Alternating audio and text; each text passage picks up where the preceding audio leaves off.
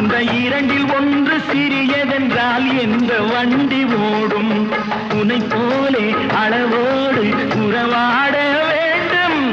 உயர்ந்தோறும் தாழ்ந்தோறும் உறவு கொள்வது அது சிறுமை என்பது அது அர்த்தம் உள்ளது.